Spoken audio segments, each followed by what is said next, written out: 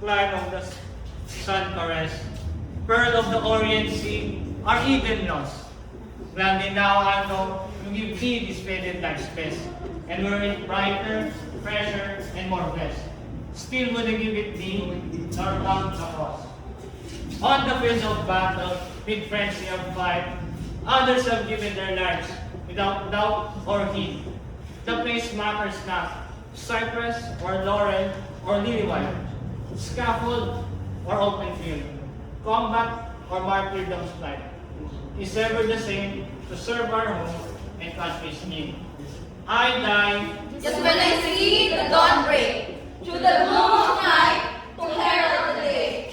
And if color is lacking, my blood thou shalt take. pour out the need for thy dear sake. To die with its crimson, the waking ray. Miss Reynolds, When the light first opened to me, Miss Reynolds, when the hopes of youth bit high, were to see thy love face, a gem of the Orient Sea. From blooming grief, from care and sorrow free. No blush on thy brow, no tear in thine eye. My life, my living and burning desire. All hail! Prize the soul that is now to take flight. All hail! And sweet it is for thee to expire, to die for thy sake, that thou may inspire and sleep in thy bosom's eternity's long night. If over my grave someday thou seest grow, in the grassy sod a humble flower, draw it to thy lips and kiss my soul so, while I may feel on my brow in the cold sun below the touch of thy tenderness, thy breath's warmth power. Let the moon beam over me, soft and serene. Let the dawn shed over me its radiant flashes. Let the wind with sad lament over me cling. And if on my cross a bird should be seen, Let the thrill there its hymn of peace to my ashes. Let the sun draw the vapors up to the sky and heavenward. In purity bear on my target. Let some kind soul, my protest, and still the evening, a prayer be lifted on high. From thee, or my country, that in God I may rest.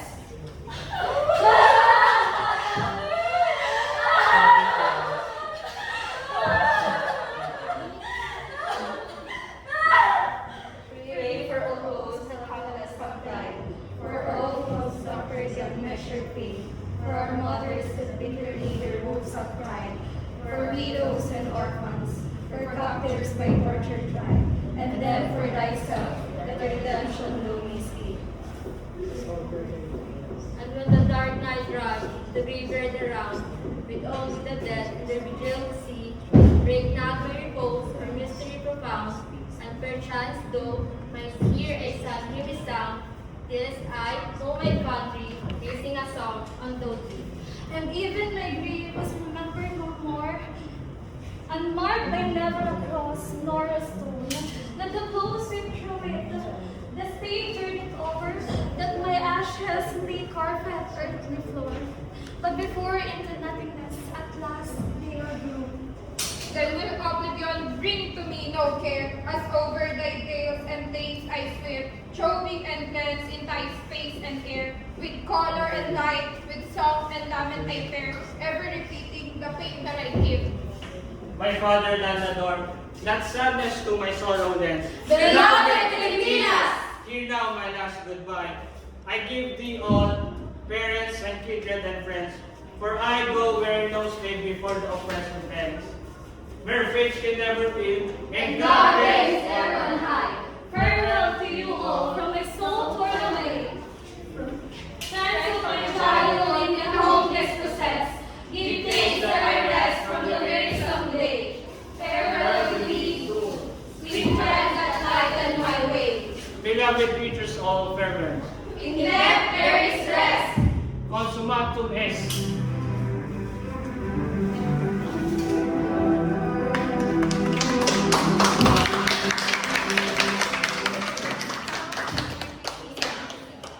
We hold you, our Diyos, by the